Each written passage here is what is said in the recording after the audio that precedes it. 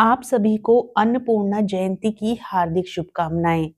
मार्गशीर्ष शुक्ल पक्ष अन्नपूर्णा जयंती के दिन आप सभी सुनेंगे अन्नपूर्णा माता की कथा।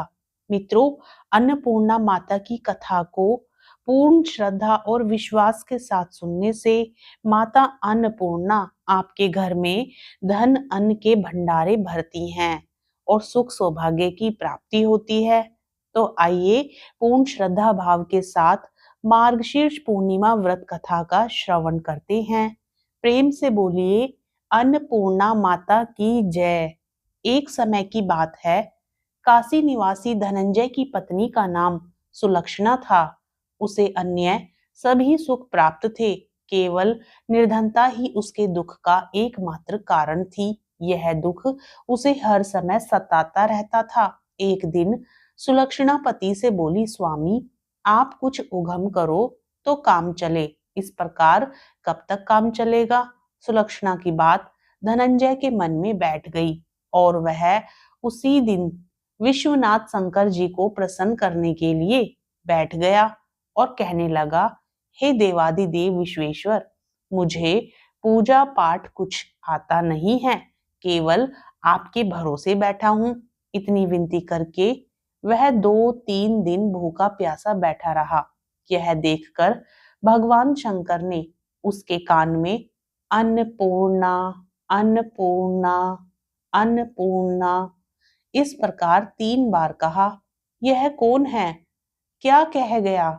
इसी सोच में धनंजय पड़ गया कि मंदिर से आते ब्राह्मणों को देखकर पूछने लगा, पंडित जी अन्नपूर्णा कौन है। ब्राह्मणों ने कहा, तू अन्न छोड़ बैठा है, सो तुझे अन्न की ही बात सूझती है। जा घर जाकर अन्न ग्रहण कर। धनंजय घर गया, स्त्री से सारी बात कही। वह बोली, नाथ चिंता मत करो, स्वयं शंकर जी ने यह मंत्र दिया है, वे स्वयं ही खुलासा करेंगे, आप फिर जाकर उनकी आराधना करो। धनंजय फिर जैसा का तैसा पूजा में बैठ गया। रात्रि में शंकर जी ने आज्ञा दी और कहा, तू पूर्व दिशा में जा। वह अन्नपूर्णा का नाम जपता जाता और रास्ते में फल खाता, झरनों का पानी पीता जाता। इस प्रकार कितने ही दिनों तक वह पूर्व दिशा में चलता गया। वहां उसे चांदी सी चमकती वन की शोभा देखने में आई, सुंदर सरोवर देखने में आए। उसके किनारे कितनी ही अप्सराएं झुंड बनाए बैठी थी, एक कथा सुनती और सब मिलकर मां अन्नपूर्णा की जय इस प्रकार बार बार कहती थी।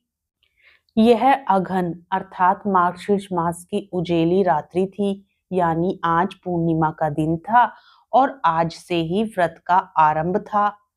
जिस शब्द की खोज करने वह निकला था, वह उसे वहां सुनने को मिला।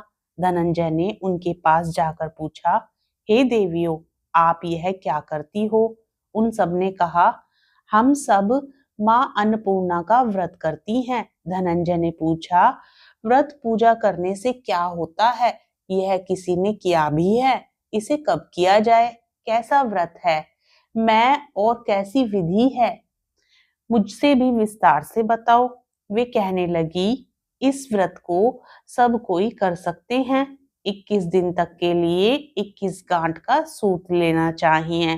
21 दिन यदि ना बने तो एक दिन उपवास करें, यह भी ना बने तो केवल कथा सुनकर प्रसाद लें। कथा की अपार महिमा होती है, निराहार रहकर कथा कहें। कथा सुनने वाला कोई ना मिले तो पीपल के पत्तों को रख, सुपारी या घृत कुमारी वृक्ष को सामने कर, दीपक को साक्षी कर, सूर्य, गाय, तुलसी या महादेव को बिना कथा सुनाए मुख में दाना ना डालें। यदि भूल से कुछ पड़ भी जाए तो एक दिवस फिर उपवास करें। व्रत के दिन क्रोध ना करें और झूठ ना बोलें। धनंजय बोला, इस व्रत के करने से क्या होगा। वे कहने लगी कि इसके करने से अंधों को नेत्र मिले, लूलों को हाथ मिले, निर्धन के घर धन आए, बांझी को संतान मिले, मूर्ख को विद्या आए। जो जिस कामना से व्रत करे, माँ उसकी इच्छा पूरी करती है। वह कहने लगा, बहनों, मेरे पास भी धन नहीं है, विद्या नहीं है, कुछ भी तो नहीं है। मैं तो दुखिया ब्राह्मण हूँ, मुझे इस व्रत का सूत दोगी? हाँ भाई, तेरा कल्याण हो, हम तुम्हें अवश्य देंगी। ले, इस व्रत का मंगल सूत्र ले। धनंजय ने व्रत किया, व्रत पूरा हुआ, तभी सरोवर में से 21 खंड की स्वर्ण सीढ़ी हीरा मोती जड़ी हुई प्रकट हुई। धनंजय जय अन्नपूर्णा कहता जाता था। इस प्रकार कितनी ही सीढ़ियां उतर गया तो क्या देखता है कि करोड़ों सूर्यों से प्रकाशमान अन्नपूर्णा का मंदिर है। उसके सामने स्वर्ण सिंहासन पर माता अन्नपूर्णा विराजमान है। सामने भिक्षा हेतु शंकर भगवान खड़े हैं। देवांगनाएं चंवर डुलाती हैं, कितनी ही हथियार बांधे पहरा देती हैं। धनंजय दौड़कर जगदम्बा के चरणों में गिर गया। देवी उसके मन का कलेश जान गई। धनंजय कहने लगा, माता, आप तो अंतर्यामिनी हो, आपको अपनी दशा क्या बताऊं? माता बोली, मेरा व्रत किया है, जा, संसार तेरा सत्कार करेगा। माता ने धनंजय की जीवा पर बीज मंत्र लिख दिया। अब तो उसके रोम रोम में विद्या प्रकट हो गई।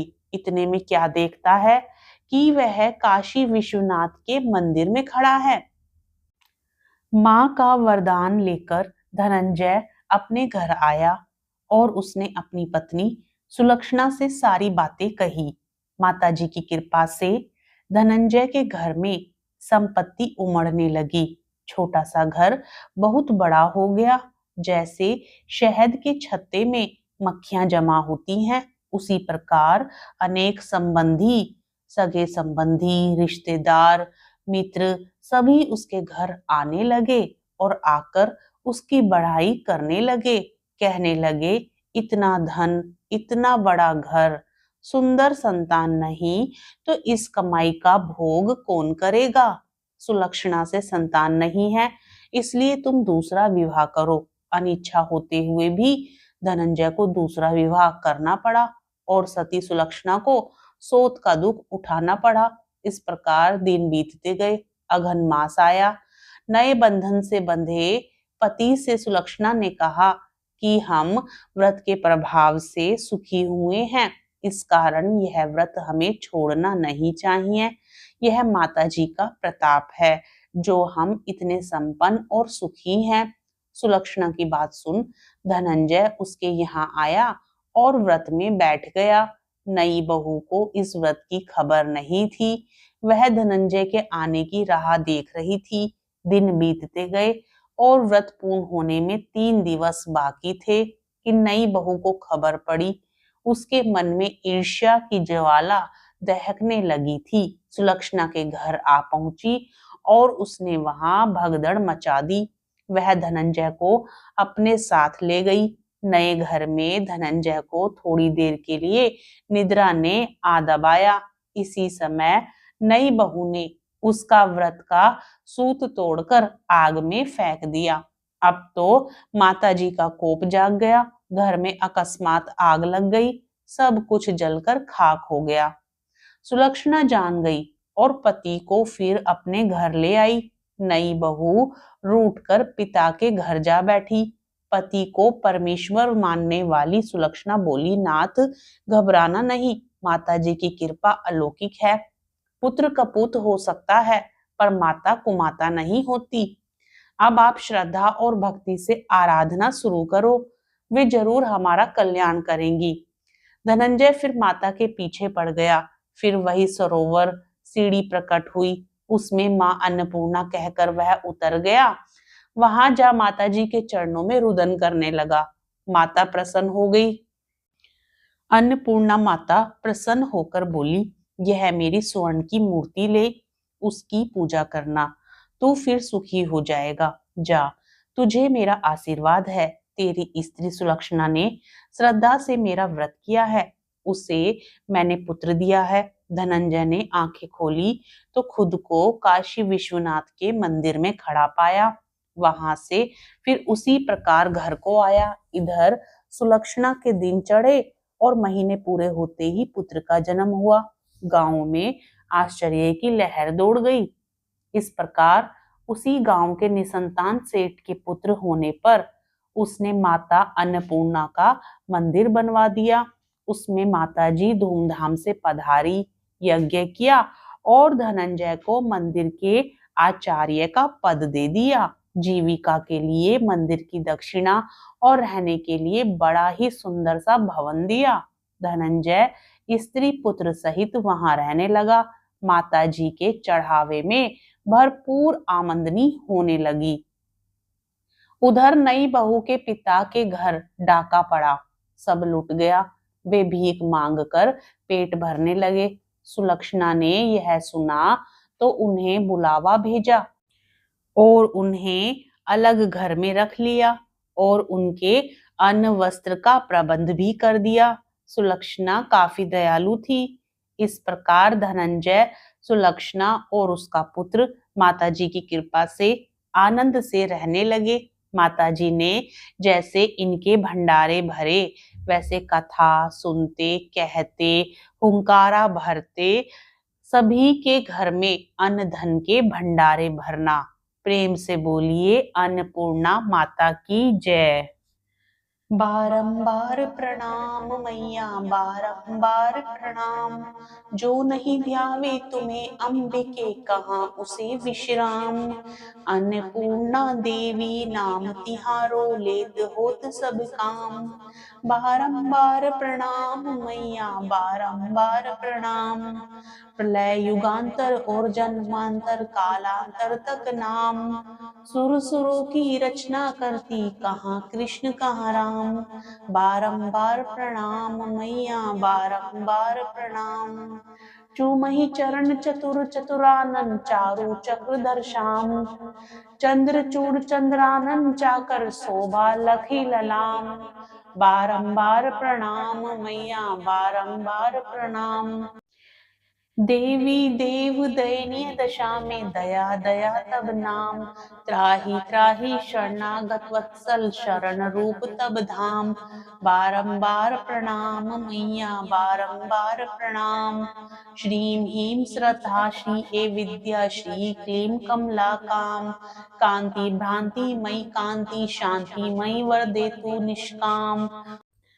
बारंबार प्रणाम मैया, बारंबार प्रणाम।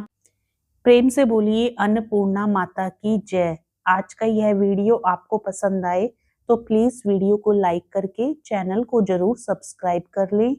कमेंट बॉक्स में अन्नपूर्णा माता की जय जरूर लिखें।